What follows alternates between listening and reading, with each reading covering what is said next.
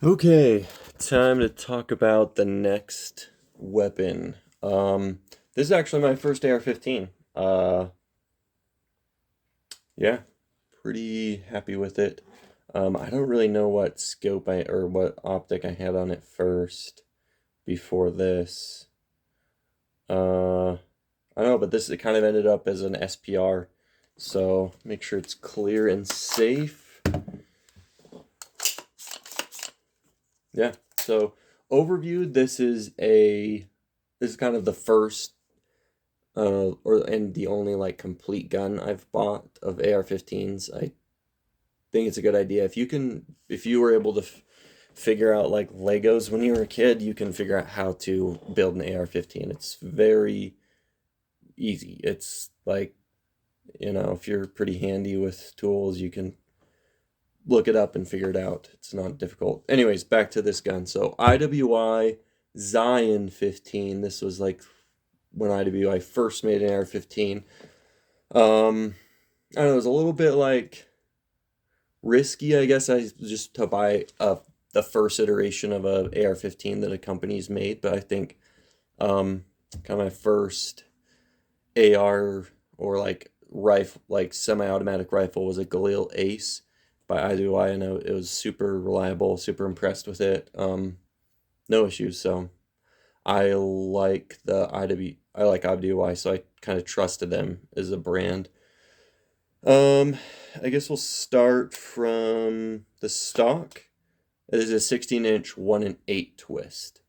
Um, which I don't know. Sometimes I wish it was a 1 and 7, but I think 1 and 8 is okay for, if you're wanting to shoot like 53 grain stuff or 50 grain ammo for like hunting or something like coyote type predator varmint hunting. So I have B5, so it just came stock with this. So I have B5 stock, which I really like. I really like the cheek weld you can get. Because you might be like looking through the scope for long periods of time, and it's more comfortable to do that when you have like a good cheek weld and it's like comfortable. Um, I don't know, zooming back out, I did paint this myself. Maybe I should paint these grip panels, and maybe after I painted it, I put on the bipod and the grip panel. So I don't know, it works. I'm not worried about it. I don't know, if I could choose, I would probably paint them like tan or something and add a little bit of green. But I did the paint job. It works fine. It seems like fine for Utah. Uh, okay, now back to the stock B5 SOT mod. Um, I really like the B5 stock and their furniture. Like this is super grippy. I really like the angle. Super nice.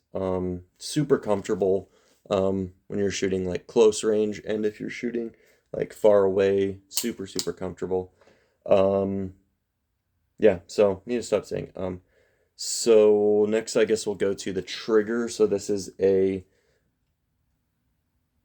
Geisley SSAE trigger, which is a really, really, really nice trigger.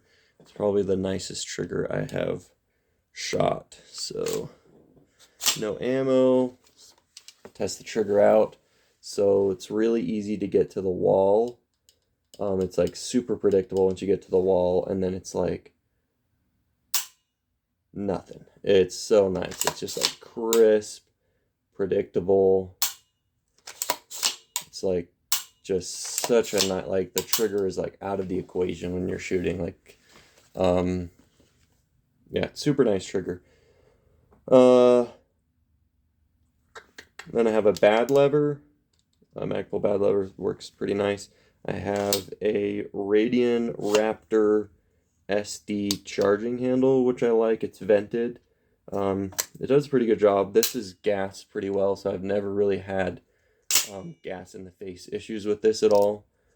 I just have a T-Rex arm sling. I like how like minimalist and like just simplistic they are. It's just a sling, so it doesn't need to be fancy or have all these like attachment points. It's a 2-point sling, and I usually like to like my personal preference is to run your sling points to the back here, the back of your stock, and then to the front of your rail here is kind of my preferred sling setup. I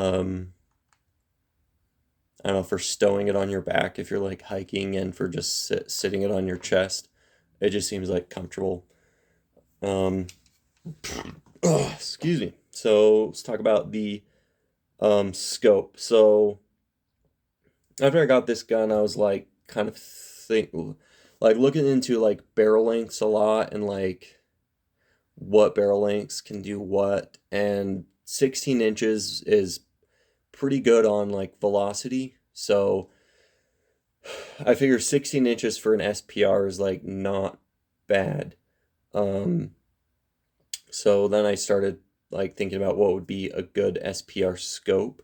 And I really like the scopes from Primary Arms. Their like BDCs seem to work pretty well when I've used them, as long as you like you zero your BDC scope, and then depending on your ammunition type and your elevation, and maybe even your velocity if you're using a shorter barrel, then you will change the point of impact. And I mean, I don't remember what it is specifically for like this 77 grain ammo at like 3,500 feet above sea level. But I don't know, you just kind of, and then another part of their BDCs is I like to true them at around 500 yards and just make sure the elevation is like pretty accurate, and maybe make some minor adjustments. And then you put it on paper back at 100 yards, and you see like if you went up an inch at 100 yards or down an inch, just kind of like note your point of impact. But that's kind of how I like zero for my BDCs. So anyways, this is a 2 to 10 GLX, and I like it. It works really good. It's pretty, I think these reticles aren't the brightest, but it's not bad. It's a 2.5 right now.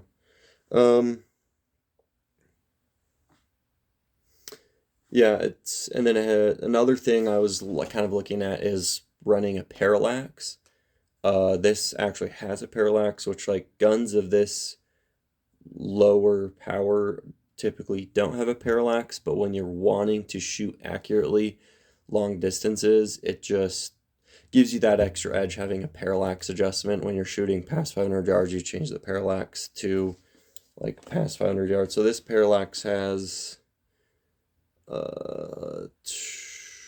25 yards, 50, 60, 75, 100, 150, 200, 300, 500, and 1,000.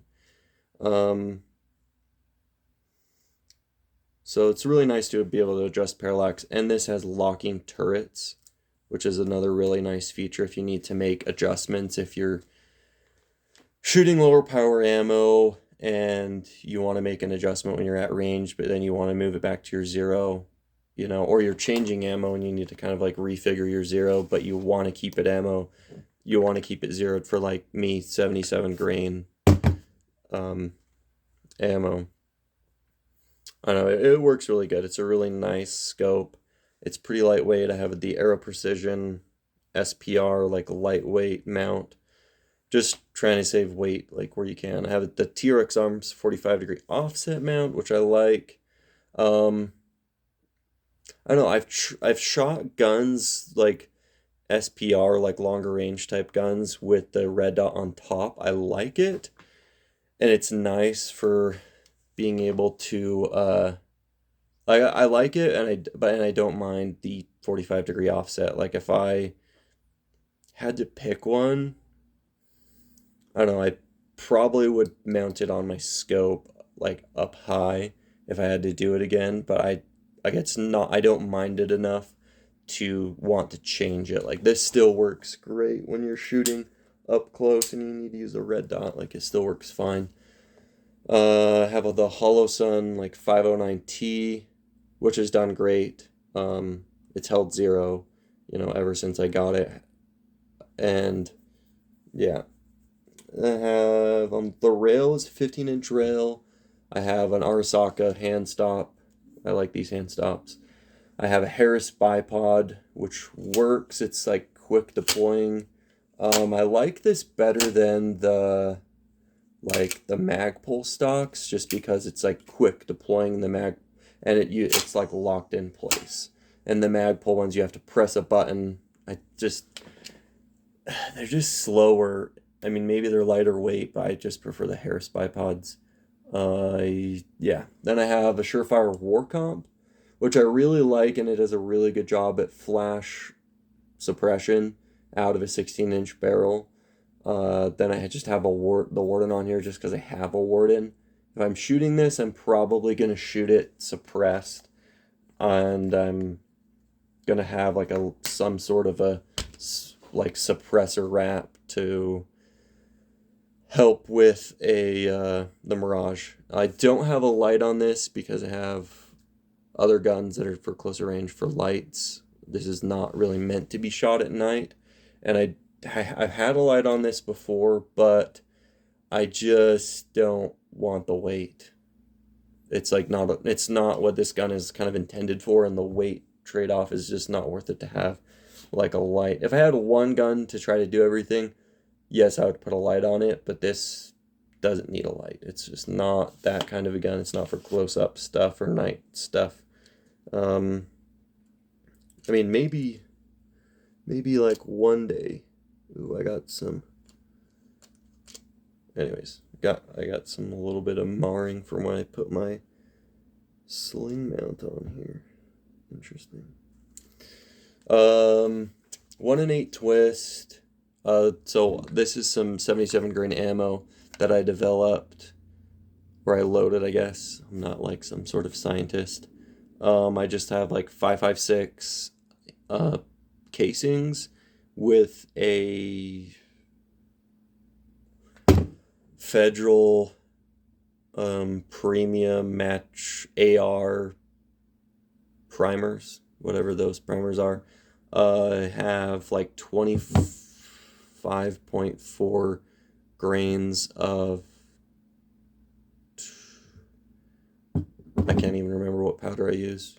And then I have the 77 grain ammo. Overall length is like 2.24. These work great. I haven't had any issues with them. Actually, of anything I've reloaded that I've made, I haven't had any issues with anything I've reloaded. But these shoot really well. Sometimes because I mostly shoot these 77 grain this is meant for longer range. Sometimes I wish I had a 1-in-7 twist. Sometimes I think that would be nice just for that extra stability at range.